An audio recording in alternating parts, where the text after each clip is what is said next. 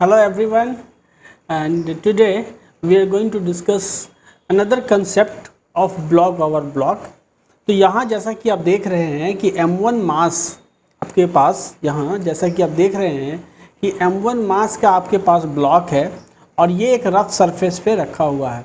तो रफनेस का जो एट्रीब्यूट है वो क्या है, कोफिशिएंट ऑफ फ्रिक्शन है। तो इस सरफेस का जो कोफिशिएंट ऑफ फ्रिक्शन है वो आपको यहाँ पे μ1 मेंशन्ड है, ठीक है। और M2 जो है वो M1 के ऊपर रखा हुआ है और इस M1 और M2 यहाँ जो कोफिशिएंट ऑफ फ्रिक्शन इस कॉन्टैक्ट सरफेस का वो यहाँ पे क्या है, μ2 है।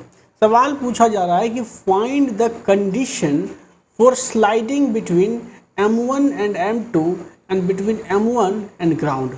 वह स्थिति, वह कंडीशन बताइए जब किस चीज़ का कंडीशन, ये जो फोर्स F है, फोर्स F के किस वैल्यू के लिए M1 और M2 के बीच में स्लाइडिंग होगा, या नहीं तो M1 या ग्राउंड सरफेस, दो ही कॉन्टैक्ट सरफेस है, तो दोनों कॉन्टैक्ट सरफेस में जो स्लाइडिंग होगी वो फोर्स के किस पर्टिकुलर वैल्यू के लिए होगी, ये चीज़ आपसे पूछी जा रही है। इससे पहले हम लोगों ने ये जो फोर्स जो मैंने अप्लाई कर रखा है M2 पे, इससे पहले यही फोर्स मैंने M1 मास पे अप्लाई कर रखा था। तो वो केसेस आप मेरे पिछले वीडियोस में जा कर के देख लीजिएगा, उसका लिंक भी मैं डिस्क्रिप्शन में डाल दे रहा हूँ। ये सेकंड केस है जहाँ आप जो फोर्स है वो M2 पे अप्लाई कर रहे हैं, तो यहाँ चीज़ें थोड़ी डिफरेंट हो जाती है, उसी को हम लोग समझेंगे। सबसे पहले आप इस चीज़ को समझिए कि स्लाइडिंग की कंडीशंस क्या है।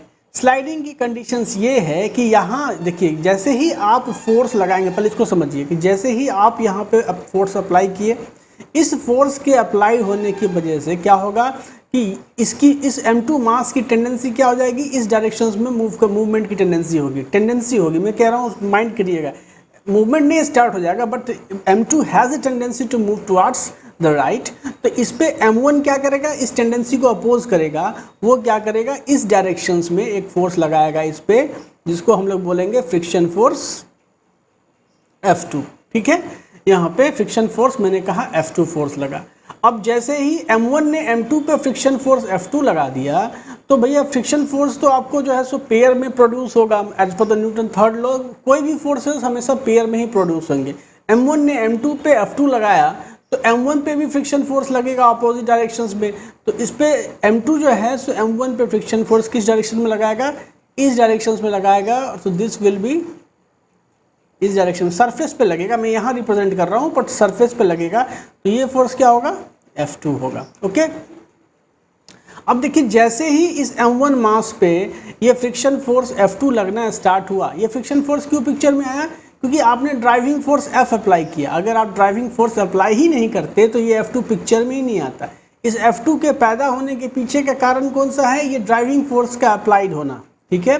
जब आपने ड्राइविंग फोर्स अप्लाई किया तो ये M1 पे F2 फ्रिक्शन फोर्स लगा, तो M1 की टेंडेंसी फिर किधर हो गई, टुवार्ड्स राइट मूव करने की। तो M1 की टेंडेंसी को अपोज करने के लिए यहाँ पे एक रफ सरफेस है जिसका फ्रिक्शन कोफिशिएंट μ1 है। तो ये क्या करेगा, फिर इस पे एक अपोजिट डायरेक्शन में फोर्स लगाएगा यहाँ से, इसको बोलेंगे फ्रिक्शन फोर्स F1। तो चीज़ें कहाँ से पिक्चर में आई, F1 की वजह से F2 प्रोड्यूस हुआ, F2 की वजह से फिर F1 प्रोड्यूस हुआ, यही हुआ। तो अब आप बताइए कि दो कॉन्टैक्ट सरफेस, जैसे मान लीजिए M2 और M1 का जो ये कॉन्टैक्ट सरफेस आप देख रहे हैं, ये इस सरफेस पे स्लाइडिंग का कंडीशन आपको अच्छी तरह पता है कि जब ये फ्रिक्शन फोर्स जो F2 लग रहा है, ये फ्रिक्शन फोर्स जब अपनी लिमिटिंग वैल्यू की अवस्था में पहुंच जाएगी तो स्लाइडिंग स्टार्ट हो जाएगी। तो ये लिमिटिंग वैल्यू की अवस्था में क्यों पहुंचेगी, क्योंकि जैसे जैसे आप अप्लाइडेड फोर्स की वैल्यू को बढ़ाएंगे तो क्या होगा कि इस अप्लाइडेड फोर्स की वैल्यू को बढ़ाने की वजह से क्या होगा, ये जो फ्रिक्शन फोर्स M1 अप्लाई कर रहा है M2 पे, वो भी सेल्फ एडजस्ट होकर के जो है सो बढ़ता जाएगा, क्योंकि ये स्टैटिक फ्रिक्शन फोर्स है, वो सेल्फ एडजस्टेबल होता है। तो जब F2 बढ़ेगा तो क्या होगा, कहीं ना कहीं एक ऐसा समय आएगा, एक F2 के पर्टिकुलर वैल्यू के लिए लिमिटिंग वैल्यू के आसपास ये पहुंच जाएगा, और जैसे ही लिमिटिंग वैल्यू को रीच करेगा तो इस सरफेस पे स्लाइडिंग शुरू हो जाएगी। तो कहने का मतलब है कि इस सरफेस पे, यहाँ जो सरफेस है जिसको मैं ब्लू कलर से हाईलाइट कर रहा हूँ, इस सरफेस पे स्लाइडिंग के लिए कंडीशन है कि फ्रिक्शन फोर्स F2 की जो वैल्यू है वो लिमिटिंग वैल्यू को अचीव करे। तो F2 का लिमिटिंग वैल्यू क्या हो जाएगा, तो जो यहाँ पर फ्रिक्शन कोफिशिएंट है μ2 इंटू नॉर्मल रिएक्शन, यहाँ पे मान लीजिए ये, मतलब ये जो सरफेस पे जो नॉर्मल रिएक्शन लग रहा होगा वो कैसा होगा, ये सरफेस इस पे normal reaction opposite upward directions में लगाएगा, एंड नॉर्मल रिएक्शन एन ठीक है, और ठीक डाउनवर्ड डायरेक्शन में m2 पे एक वेट काम कर रहा होगा, ये m2 पे वेट क्या हो जाएगा, m2 यहाँ पे g, तो n equal to m2 g ही होगा। तो कहीं ना कहीं आप यहाँ पे ये लिख सकते हैं कि μ2 इंटू यहाँ पे m2 यहाँ पे g, ये हो गया फ्रिक्शन फोर्स F2 की लिमिटिंग वैल्यू। और जब ये वैल्यू फ्रिक्शन फोर्स की, ये जो इस फ्रिक्शन फोर्स की जब ये वैल्यू आ जाएगी तो जा करके क्या होगा, इस सरफेस पे स्लाइडिंग स्टार्ट हो जाएगा।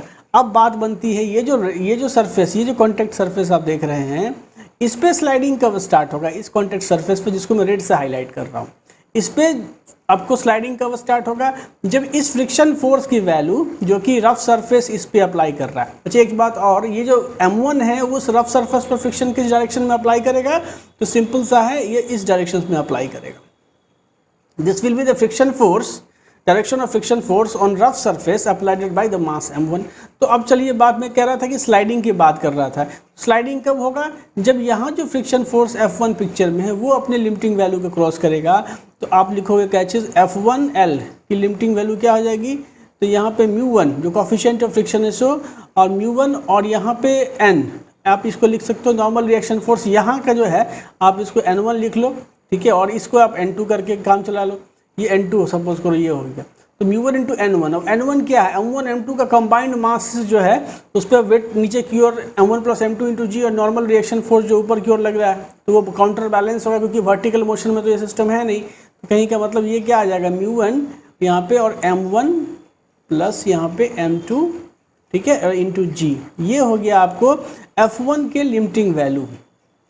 अब जरा समझिए, ये जो दो आपको वैल्यू निकल करके सामने आया, ये एक्चुअली क्या है, स्लाइडिंग का कंडीशन है। किस सरफेस पे स्लाइडिंग होगी वो इस बात पर निर्भर करती है कि उस सरफेस पे लगने वाला फ्रिक्शन फोर्स लिमिटिंग वैल्यू को अप्रोच कर रहा है या नहीं कर रहा है, या कौन पहले अप्रोच कर रहा है। तो अब आपको ये कंसीडर करना पड़ेगा कि दोनों सरफेसेस का जो लिमिटिंग वैल्यू है फ्रिक्शन का, स्लाइडिंग का जो फ्रिक्शन वैल्यू है, किसका कम है किसका ज़्यादा है। तो मैं यहाँ पे दो केस लूँगा, ठीक है। तो केस जो मेरा फर्स्ट है वो क्या है कि जो F1L है, मतलब value of the limiting friction of this surface, ठीक है, वो क्या है, बड़ा है F2L से। इसको अगर आप समझना चाहें कि ये एक्चुअली में क्या डिस्क्राइब कर रहा है, ये कह रहा है कि स्लाइडिंग के लिए जो फ्रिक्शन की आवश्यकता है, स्लाइडिंग के लिए जो कंडीशन है वो क्या है, यहाँ पे ज़्यादा मतलब फ्रिक्शन फोर्स की वैल्यू होगी तब जाके स्लाइडिंग होगा, और ये कम पे ही स्लाइडिंग हो जाएगा, ठीक है। तो ये कंडीशंस हमने लिया कि स्लाइडिंग का ये कि limiting value of the friction at the lower surfaces is greater than F2। अब इस कंडीशन में क्या होगा कि जैसे जैसे आप फोर्स को बढ़ाएंगे, जैसे जैसे आप फोर्स को बढ़ाएंगे तो फ्रिक्शन फोर्स F2 क्या करेगा, वो भी बढ़ेगा सेल्फ एडजस्ट होकर के। और फ्रिक्शन फोर्स अगर F2 बढ़ेगा तो इसका मतलब क्या है कि आपका यहाँ पे F2 बढ़ेगा तो कॉन्सिक्वेंटली क्या होगा, F1 भी बढ़ेगा, तो यहाँ पे फ्रिक्शन फोर्स आपका F1 भी बढ़ेगा। बात समझ में आ रही है। तो अब आप देखिए कि चूंकि जब आप फोर्स बढ़ा रहे हैं तो F2 की भी वैल्यू बढ़ रही है, F1 की भी वैल्यू बढ़ रही है, लेकिन सबसे पहले लिमिटिंग वैल्यू को कौन क्रॉस करेगा, ठीक है, सबसे पहले लिमिटिंग वैल्यू को क्रॉस करेगा आपका F2, क्योंकि F1 का तो लिमिटिंग वैल्यू क्या है, ज़्यादा है। तो सबसे पहले जो है सो लिमिटिंग फ्रिक्शन की वैल्यू यहाँ अचीव हो जाएगी, this will achieve the limiting friction stage, ठीक है। फोर्स को जब आप बढ़ाएंगे तो सबसे पहले लिमिटिंग फ्रिक्शन यहाँ पे क्रॉस होगा, और जैसे ही लिमिटिंग फ्रिक्शन यहाँ पे क्रॉस होगा उसके बाद आप फोर्स कितनी भी बढ़ा लें, वो जो लिमिटिंग फ्रिक्शन की वैल्यू है वही यहाँ पे मतलब कॉन्स्टेंटली लगता रहेगा। तो इससे एक बात जाहिर हो गई कि जब ये केस होगा तो आपका सबसे पहले स्लाइडिंग कहाँ स्टार्ट होगा, तो इस सरफेस के बीच में स्टार्ट होगा, मतलब M2 will start to slide. अब क्या लिखेंगे कि M2 जो है, M2 will starts to slide, ठीक है।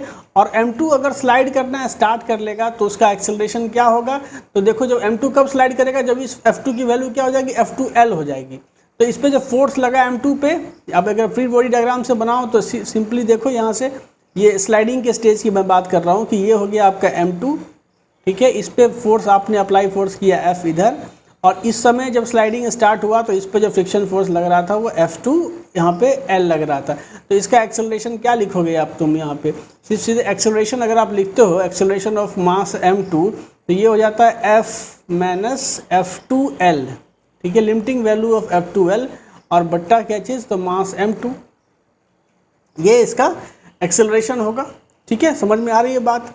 तो इसकी तो स्लाइडिंग की कंडीशंस आपने डिस्क्राइब कर दी कि पहले इस सरफेस पे स्लाइडिंग होगा, तो जैसे ही स्लाइडिंग होगा तो फिर F2 की वैल्यू क्या हो जाएगी, कांस्टेंट हो जाएगी, F2L हो जाएगी। और चूंकि ये F2L की वैल्यू जो है, मतलब यहाँ जो फोर्स लग रहा है, ये जो M1 के लिए ड्राइविंग फोर्स क्या है F2L। जब स्लाइडिंग स्टार्ट हो गई या फिर इससे पहले भी M1 के लिए ड्राइविंग फोर्स क्या था F2।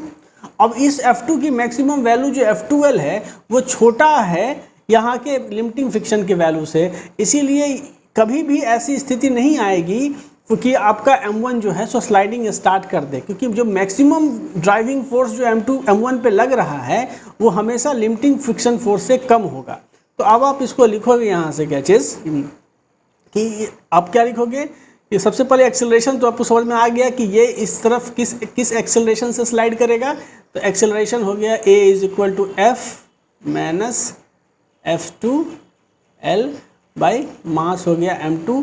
तो जब वैल्यू डालोगे तो ये हो गया F और F2L की वैल्यू क्या हो गई, तो μ2 यहाँ पे m2 इंटू यहाँ पे g और बाई यहाँ पे क्या चीज़, ये सॉरी मास m2 होगा, ये m2। तो ये हो गया एक्सेलरेशन ऑफ क्या चीज़, एक्सेलरेशन ऑफ m2।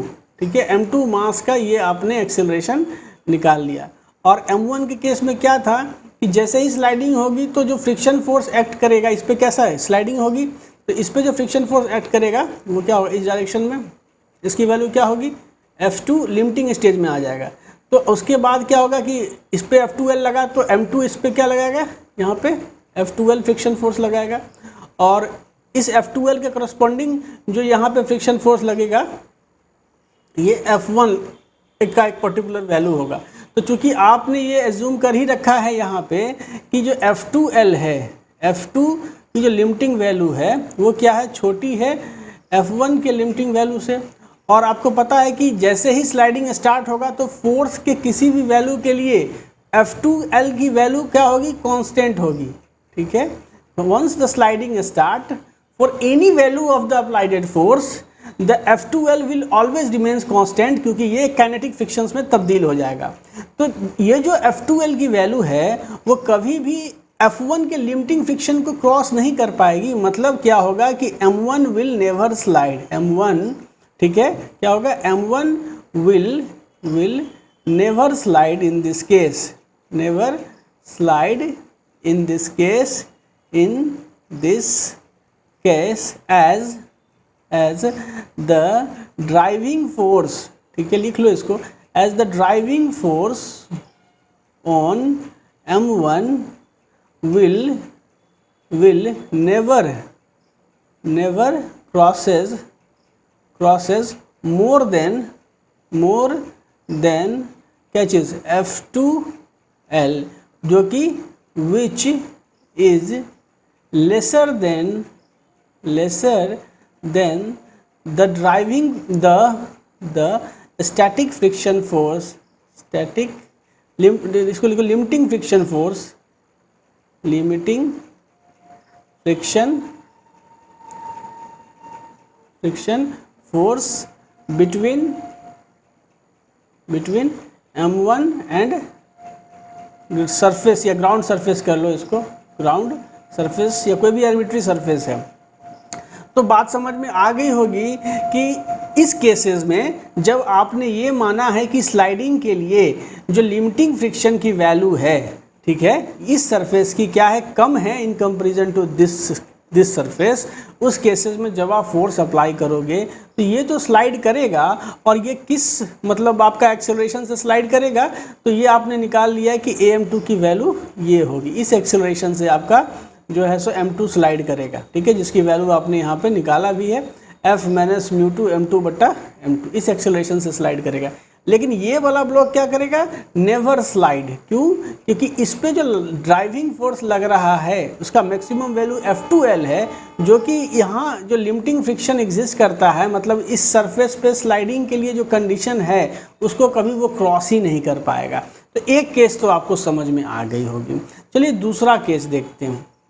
दूसरा केस हम ये एज्यूम करते हैं कि यहाँ जो आपका फ्रिक्शन फोर्स लग रहा है, जैसे सपोज करिए ये तो आपको पता है कि ये फ्रिक्शन फोर्स क्या लगा, जैसे ही आपने फोर्स अप्लाई किया तो यहाँ पे फ्रिक्शन फोर्स लगा F2।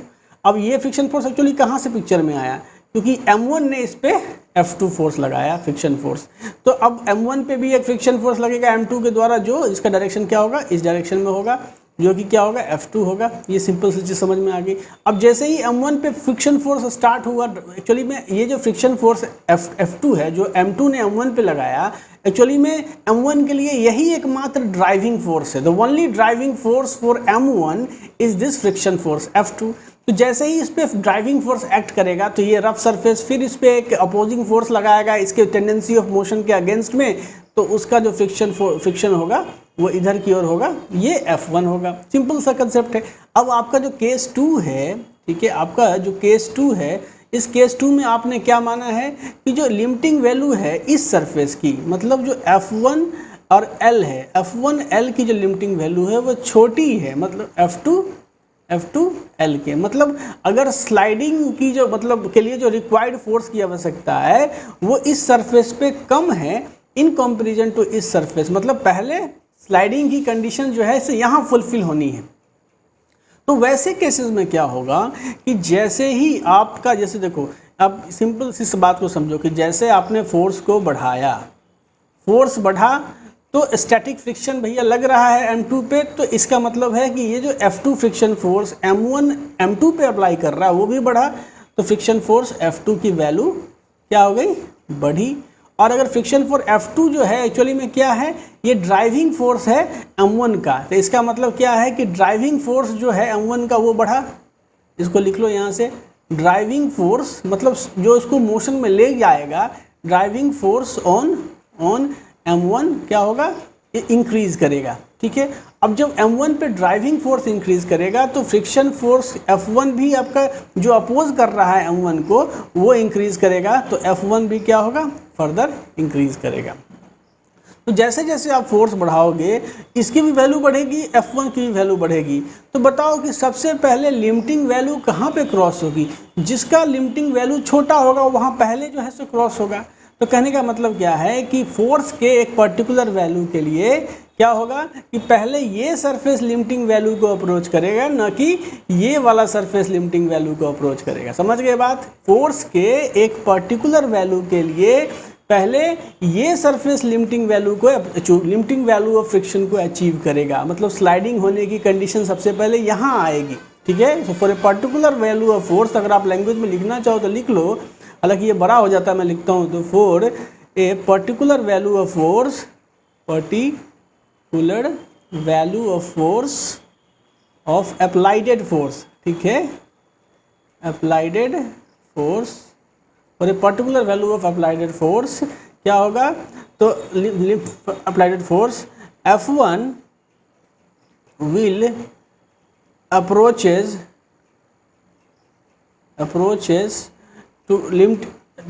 the value of limiting friction, the value of limiting friction earlier than F2, and so sliding first begins at surface M1। ठीक है, तो M1 के सरफेस पे और ग्राउंड सरफेस के बीच में स्लाइडिंग सबसे पहले शुरू होगी। तो स्लाइडिंग जब शुरू होगी तो क्या होगा कि ये पूरा का पूरा सेटअप जो है वो एक एक्सेलरेशन से आपका आगे की ओर बढ़ेगा। ठीक है, तो जब पूरा का पूरा सेटअप एक एक्सेलरेशन से बढ़ेगा तो उस समय क्या एक्सेलरेशन होगा इस पूरे सेटअप का, तो जो कॉमन एक्सेलरेशन होगा AC, वो क्या होगा, वो होगा आपको देखो यहाँ से ये जो फ्रिक्शन फोर्स है F2, अगर आप इस पूरे सेटअप को एक सिस्टम मान लो, ठीक है। इस पूरे सेटअप को अगर आप एक सिस्टम मानते हो तो ये F2 जो फोर्स है वो क्या हो गया, ये हो गया इंटरनल फोर्स, ठीक है, इंटरनल फोर्स। आपको पता होगा इंटरनल फोर्स एक्सटर्नल फोर्स का कॉन्सेप्ट्स, कि इंटरनल फोर्सेस जो होता है वो मोशन में कंट्रीब्यूशन नहीं करता, वो आपको जो है सो न्यूटन आपके एक्सेलरेशंस में या आपके डायनेमिक्स में कंट्रीब्यूट नहीं करेगा जब आप इंटरनल फोर्स की बात करते हैं। तो आपको नहीं समझ में आ रहा है तो इंटरनल फोर्स का मेरा लेक्चर जो है सो आप रेफर करें प्लीज़। तो ये इंटरनल फोर्स हो गया, तो इसकी डायनेमिक्स में हम इसको इंक्लूड नहीं करेंगे, ठीक है। तो कहीं ना कहीं अगर आप देखिए इस पूरे सेटअप पे अगर एक फोर्स F इधर की ओर लग रहा है और स्लाइडिंग के दौरान ये F1 कहाँ अप्रोच कर लिया, लिमिटिंग वैल्यू को, मतलब F1L हो गया।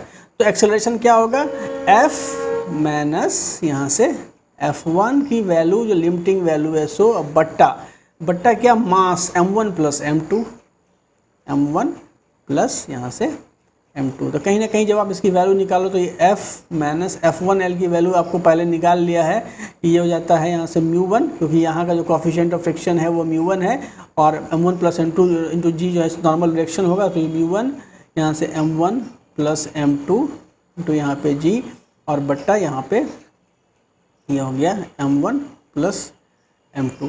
तो ये इस एक्सेलरेशन से आपका पूरा सिस्टम स्लाइड करना स्टार्ट कर दिया। अब इसके बाद भी अगर आप फोर्स को बढ़ाते जाएंगे तो क्या होगा, जैसे जैसे आप फोर्स को बढ़ाते जाएंगे वैसे वैसे फिर आपका F2 का वैल्यू बढ़ता जाएगा।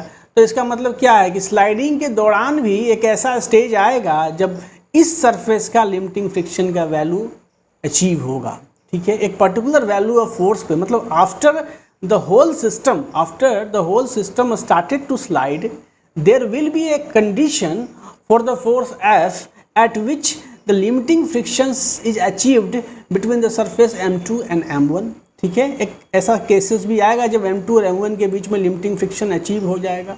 तो वो केस कब प्रोड्यूस होगा, समझिए कि जब अब इस दोनों हम क्या कर रहे हैं, हम इन दोनों सरफेसेस के बीच में स्लाइडिंग के कंडीशंस को निकाल रहे हैं।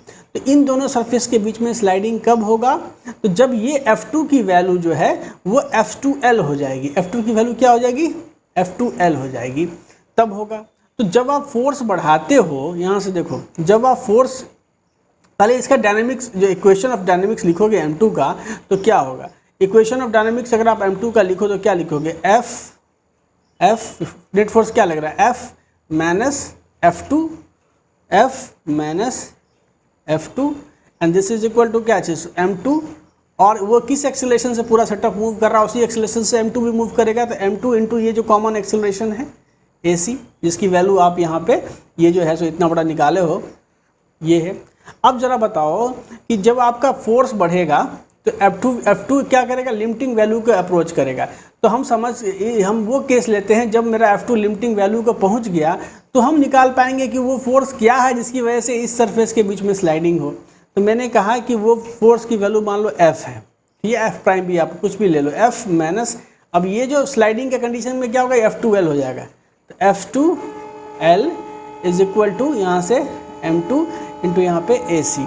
तो अगर मेरे पास नेक्स्ट पेज में सीट है तो इसको मैं कॉपी कर लेता हूँ, F minus F2L is equal to M2AC। क्या आ गया, F minus F2L is equal to यहाँ से M2 इंटू यहाँ पे common acceleration AC।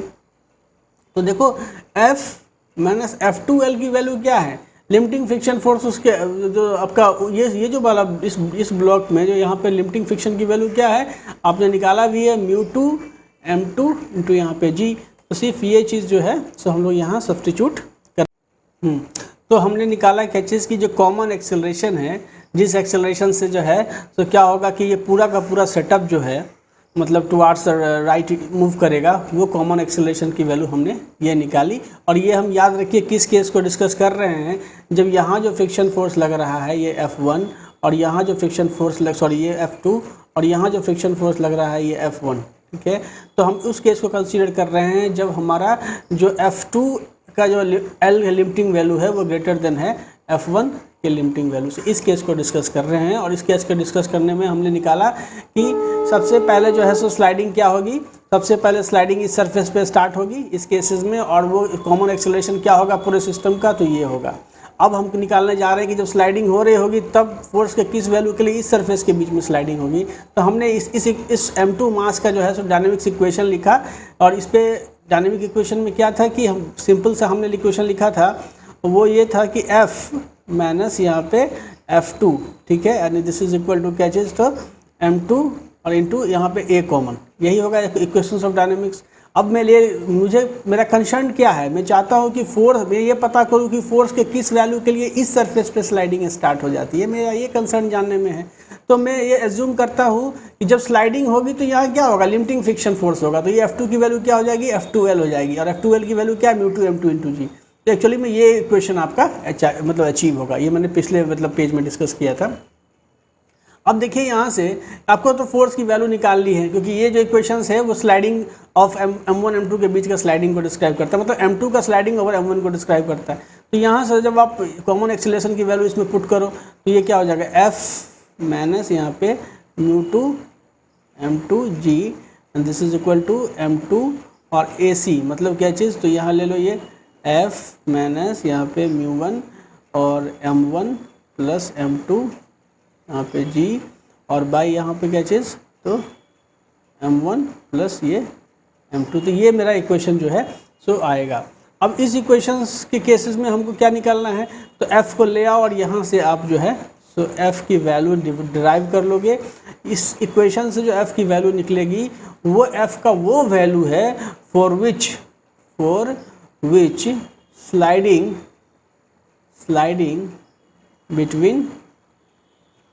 between m1 and m2 takes place।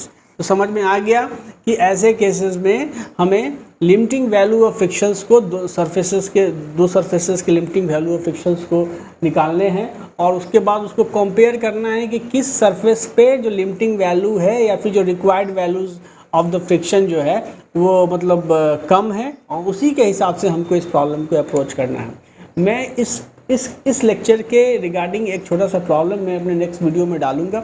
I hope कि आपको मेरा कंसेप्ट समझ में आया होगा, एंड आई वुड लाइक कि आप प्लीज़ अगर इस वीडियो को पसंद करते हैं, आपको कहीं ना कहीं अगर ये हेल्पफुल लगता है, तो please subscribe the channel, like the videos, share and comment. Thank you.